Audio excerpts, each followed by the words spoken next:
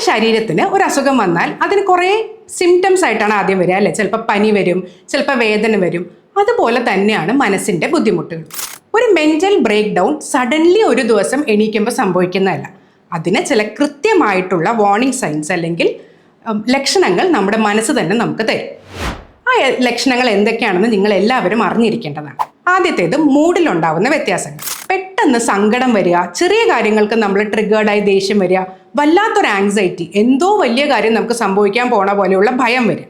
ചെറിയ കാര്യങ്ങൾക്ക് പോലും നിങ്ങൾക്ക് തീരുമാനങ്ങൾ എടുക്കാൻ പറ്റുന്നില്ല.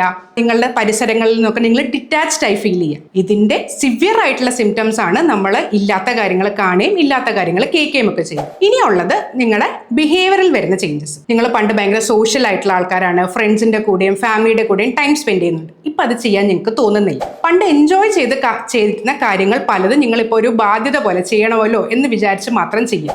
ഭക്ഷണ രീതികളിൽ വരുന്ന മാറ്റങ്ങൾ, ഇനി ജോലിയിൽ തന്നെ തീരുമാനങ്ങൾ എടുക്കാൻ മാറ്റുള്ള കാരണം ജോലിയെ ബാധിച്ചു തുടങ്ങും. ഇനി നിങ്ങളുടെ ശരീരത്തിനുണ്ടാവുന്ന കുറച്ച് ചേഞ്ചസ് ഉണ്ട്. നമുക്ക് എത്ര റെസ്റ്റ് എടുത്താലും ക്ഷീണം മാറാതിരിക്കുക, ഉറക്കത്തിന് പ്രശ്നങ്ങൾ വരിക, ഇതുപോലെ വിശപ്പില്ലാത്ത കാരണം ക്ഷീണം വരിക, അതുപോലെ ഭാരം കുറയുക. ഇനി ഈ സ്ട്രെസ്സൊക്കെ മാറാൻ പലപ്പോഴും ചിലർ ലഹരി പദാർത്ഥങ്ങൾ, മദ്യമോ അല്ലെങ്കിൽ മറ്റ് ലഹരിയോ ഡിപ്പെൻഡ് ചെയ്യും. സോ എപ്പോഴാണ് ഇതിന് നമ്മൾ എമർജൻസി ആയിട്ടൊരു ട്രീറ്റ്മെൻറ്റ് എടുക്കേണ്ടത്, ഒരു സൈക്യാട്രിസ്റ്റിനെ കാണേണ്ടത്? ഒന്നാമത്തത്, നിങ്ങളുടെ ഡെയിലി ലൈഫിനെ ഇത് ബാധിക്കുമ്പോൾ, നിങ്ങളുടെ കുടുംബജീവിതത്തിനെ ബാധിക്കുമ്പോൾ, നിങ്ങളുടെ കരിയറിനെ ബാധിക്കുമ്പോൾ, അതായത് സെൽഫ് ഹാം ചെയ്യാനുള്ള ചിന്തകൾ വരുമ്പോൾ, ആത്മഹത്യാ പ്രവണത, ആത്മഹത്യയെ പറ്റിയുള്ള തോന്നലുകൾ.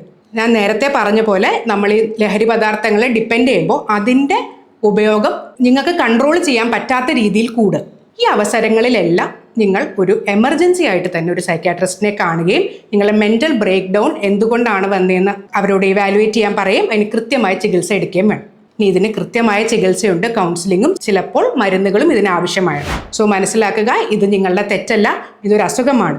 പനിയോ ചുമയോ വരുന്നത് പോലെ തന്നെ നമുക്ക് ശരീരത്തിന് നമ്മൾ കൊടുക്കുന്ന അത്രയും തന്നെ ഇമ്പോർട്ടൻസ് നമ്മൾ നമ്മുടെ മെൻ്റൽ ഹെൽത്തിനും മനസ്സിനും കൊടുക്കേണ്ടത്. സോ നെക്സ്റ്റ് ടൈം നിങ്ങൾ ഒറ്റയ്ക്ക് സഫർ ചെയ്യേണ്ട ആവശ്യമില്ല. Get a help and get evaluated because mental health matters.